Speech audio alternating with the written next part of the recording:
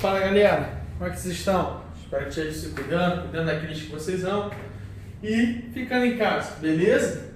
Vamos falar de Europa, aspectos humanos, né? Para quem não assistiu o outro vídeo da outra aula, nós falamos de Europa, aspectos físicos, beleza? Agora a gente vai falar de Europa, aspectos humanos. Vamos trabalhar a parte de população, urbanização, industrialização, economia, questão política, né? Blocos econômicos. Então a gente vai trabalhar toda a parte aí da geopolítica, passando pelos aspectos socioeconômicos, beleza? População total, 730 milhões de habitantes. A Europa corresponde a 10% da população mundial, beleza?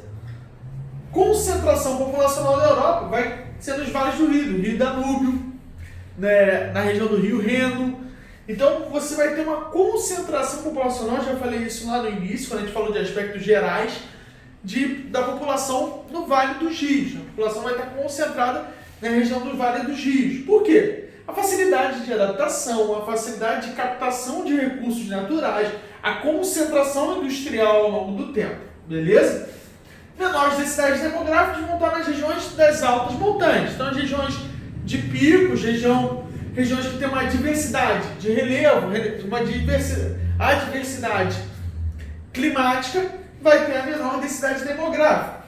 No período da Revolução Industrial, lá no século XIX, a gente já falou sobre isso. No período da Revolução Industrial, o que vai acontecer? Eu tenho uma forte migração campo-cidade.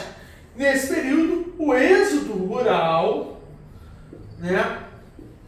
O que é o êxodo rural? Saída de pessoas do campo para a cidade vai levar muitas pessoas em direção às grandes cidades.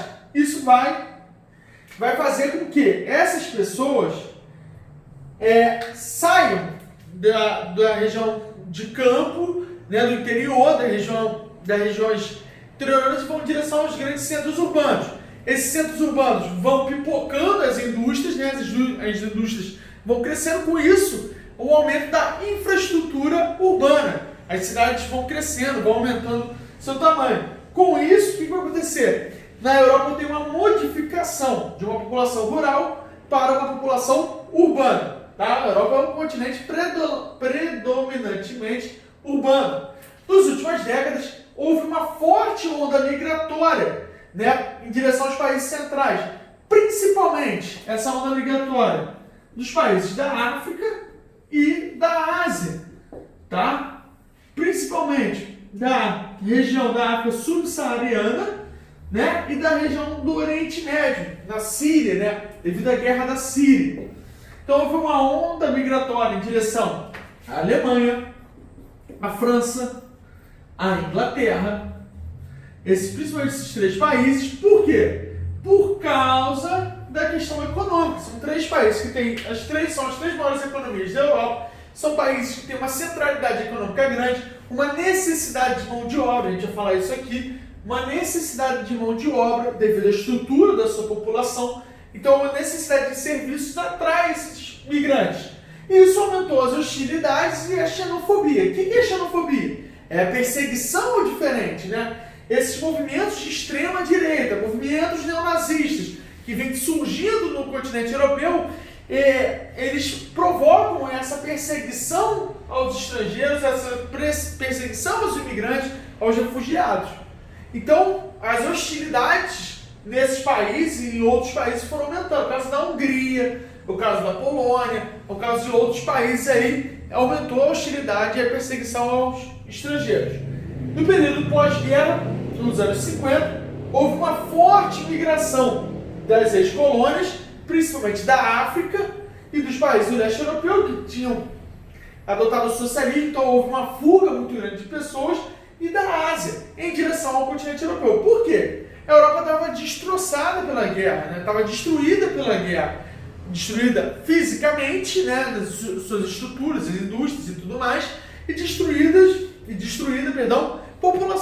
na questão populacional, né? A população foi praticamente reduzida a uma pequena parte, né? A população masculina foi quase que dizimada no continente europeu, beleza? Então, essa nova figura da população europeia surge ali no período pós-guerra. A gente vê a questão dos turcos na Alemanha, a gente vê indianos na Inglaterra, você vê pessoas das ex-colônias da África na França, então a população negra na França aumenta muito, a população árabe na França aumenta muito, isso tudo no período pós-Segunda Guerra Mundial, beleza? Vamos falar de estrutura etária da população, né? Pegar a Europa como maneira geral. Eu tenho uma população de maioria idosa, tá? Então a Europa sofre muito com o chamado envelhecimento populacional. Eu tenho uma baixa taxa de natalidade. Aí você pode estar se perguntando assim, pô, Cadu, população envelhecida com baixa taxa de natalidade, população não se renova. Quais motivos? Vamos associar os motivos aqui, para a gente entender. Motivo 1, alto custo de vida, né? O alto custo de vida, para você ter um filho na Europa, né? Manter esse filho, questão de saúde, educação e tudo mais, pesa no bolso dos cidadãos. E aí os casais optam por não ter filhos, beleza? Então tem um alto custo de vida. Outra situação, qualidade de vida. As pessoas vivem mais, né? Você tem países da Europa, caso da Suíça, caso da Áustria, os países escandinavos, você tem uma expectativa de vida muito elevada, que chega aí na casa quase dos 90 anos. Então, isso demonstra uma qualidade de vida muito boa. E, dessa forma, também está associado a isso. Além disso, nos anos 60 e 70, eu tive a inserção da mulher no mercado de trabalho. Né? Se a gente voltar lá no passado, a gente vai ver que muitas mulheres acabavam sendo donas de casa, acabavam ficando cuidando das crianças e tudo mais. Com a mudança do aspecto populacional no pós-guerra, a necessidade, a demanda das fábricas, a demanda do mercado de trabalho por trabalhadores, as mulheres partiram em direção ao mercado de trabalho. E aí a inserção da mulher no mercado de trabalho faz com que ela tenha objetivos profissionais e reduza seus objetivos, por exemplo, em ter filhos e tudo mais, objetivos pessoais. Dessa forma, o que vai acontecer? O número de filhos por casal vai reduzir. Né? Você tem países na Europa aí que tem filhos por casal abaixo de 1, né? 0,8. E aí, o que os países europeus fazem para tentar mudar essa característica? Né? Incentivo à natalidade. O que é os planos de incentivo à natalidade?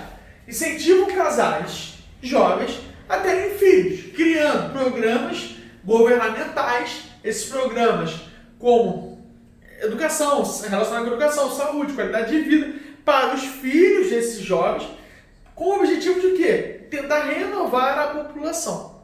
Beleza? A Áustria faz isso, a Suíça faz isso, né? Então é o objetivo de renovação populacional. Então, os planos de incentivo à natalidade. Tranquilo? Na próxima aula, a gente vai trabalhar as pirâmides etárias da Europa e vamos trabalhar também a questão, vamos discutir mais as questões das migrações dentro do continente europeu, beleza? Forte abraço a todos e até a próxima aula.